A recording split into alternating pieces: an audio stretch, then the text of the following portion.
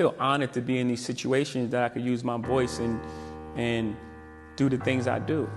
Yeah, I'm inspired by, life and all sorts of things. You can say something right now and it would inspire me to write a song or something to happen. Most kings just happen to be inspired by Basquiat drawing, the drawing, and you had most young kings get their head cut off on the bottom. And I looked at that and I was like, it's powerful. Just the statement in itself, lends itself for a song. The song starts inspired by Basquiat. My chariot's on fire. Everybody took shots, hit my body up, I'm tired. And then it's just, they build me up to break me down, to build me up again. They're like, Hov, we need you back so we can kill your ass again. It's like this thing, this love, hate thing that the world has with success, period. I walk in every room as myself. I don't walk in any room as anyone else. I'm not cowering, I'm not speaking soft, my voice doesn't change, it sounds exactly the same way. I'm walking as myself and proud, and I speak for us, and that gives me a joy. I'm honored to be in those rooms, and so yes.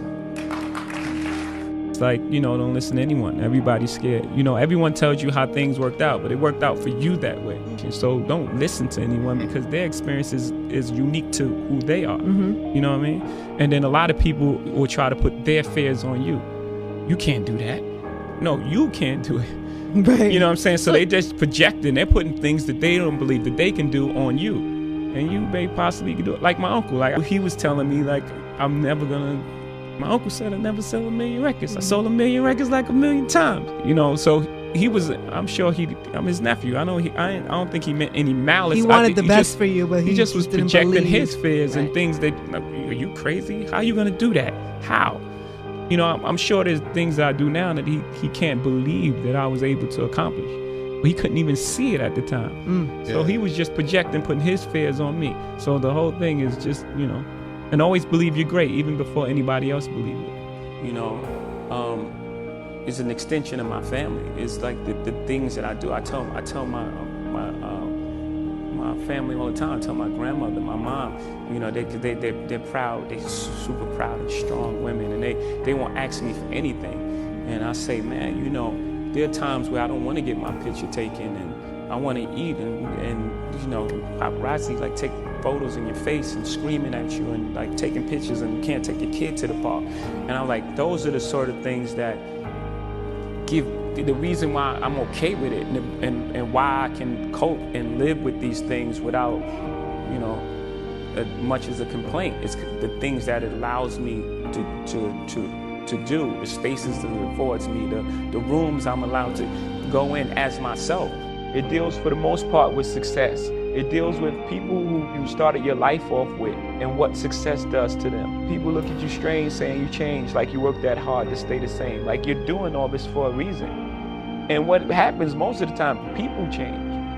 People change around you because they start treating you different because of your success. So you are changing. You don't change who you are, the core of who you are, the things you believe, the things you love, and the things you die for, and your principles. You don't change that, but you're going to change who you are. You're going to change. You can't do the same things that you can't hang on the corner. Some people may not be comfortable with that. And then it deals with the other side of success, how people look at you when you're successful. Media medals, people sue you, settle. Every step you take, they remind you again. So no matter how far you are, you still have that stigma on you of where you come from when you walk inside the door. Even if you have a tuxedo on, it's like, oh yeah, that's the guy who used to be this and did that. Most kings get their head cut off, right? In war, battle, and in life. At the end of the day, you've achieved everything you want. You've made it to the top of the throne, and at the end of the day, you just get your head cut off. Do things that are true to you. Most things that I'm involved with are extension of being creative. Rockaway is a clothing company. It's part of who you are, and hip hop is your attitude and what you're trying to express, how you dress. I love sports growing up. I grew up in a household where sports was on 24/7. So these are all things that are comfortable for me. These are things that I like. So I would just say get involved in things that you love, and also have have a standard for yourself and have some sort of integrity and try to, find some sort of truth in what you're doing. What did you learn on the street? Because you talk about being 13 and selling crack.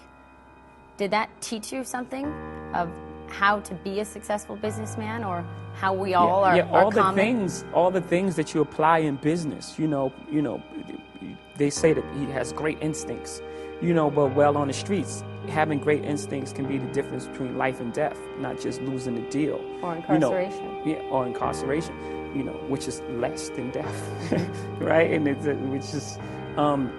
and being a person of high integrity, people want to deal with you. In business, in the trust. Streets, trust and honorable, and a man of your word.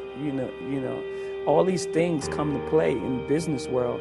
I'm not condoning any street activity, but it's just the way it is. There's a redemptive power that making a choice has, rather than feeling like you're at effect to all the things that are happening. Make a choice. Like, you just decide what it's going to be, who you're going to be, how you're going to do it. Just decide.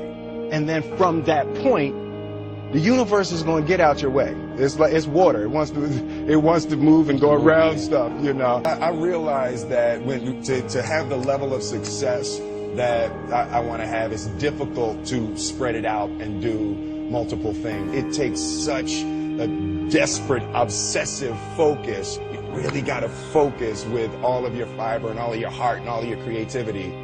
You are associated with a number of brands, HP, Coca-Cola, Budweiser.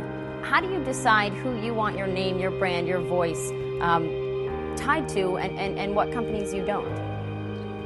I try to. Sometimes it's just more about relationships. I pretty much try to work with brands if there's some sort of partnership there. I don't typically do a one-off endorsement deals. I've just never been interested in that. It's just more so if I can create some sort of partnership. Coca-Cola was a partnership. Brand managers, acted as at one time. So I pretty much look for partners, as opposed to one-off endorsement deals. Well, yeah, it seems like you insist on some creative control, that you're not willing to just give the Jay-Z brand out or let people buy it from you. Yeah, for me, it's my life. It's who I am as a person. So I can't just let someone have creative control of who I am. Sure, it's important. Best investment advice that you ever received? What was it? Do you remember? Whether it was in the market or just investing in life and in business? Yeah, I think just doing things that you believe in, things that you understand. I think that's the best investment. I heard Warren Buffett say that just the other day. And I just innately felt that, just invest in things that you understand. Speaking of Warren Buffett, you recently spent an afternoon with him in Omaha, Nebraska. Went to lunch, sat down with him. Did it turn out that the two of you had more in common maybe than you thought? I think most people do. After a conversation, you realize that you have more in common than things that are dissimilar. Yeah. What did you take away from that? What did you learn from sitting with him, and what do you think he might have gleaned from meeting with you? I don't know. I have no idea on his side. On my side, he's very sharp, and again, he just affirmed to me that instincts is really important in business. I didn't go to any proper business school or any super follow any manuals like the Record Business 101 or anything like that. I just pretty much followed my instincts. And he just reaffirmed that for me, that, your instincts are very important to you. What about what you own? I read that your mother gave you a 3-ring binder, and you would write your lyrics in it as a child, and you'd hide it under your bed so that no one would steal it. Are your words still your most valuable possession? Yeah, because they caused all of this, saved my life, so. Saved your life? Absolutely. Why? Well, the things and activities that I was in, just as a broad statement, everyone says that. If I wouldn't have made it here, I wouldn't be here. But no, really, there was one of my friends who's like a dear friend of mine. We would be together every single day. And if it wasn't for rap, if I wasn't taken away from you know, the place I was. You know, he went to jail for 12 years. And we were together every single day. So I can't even imagine a circumstance where I wouldn't be with him.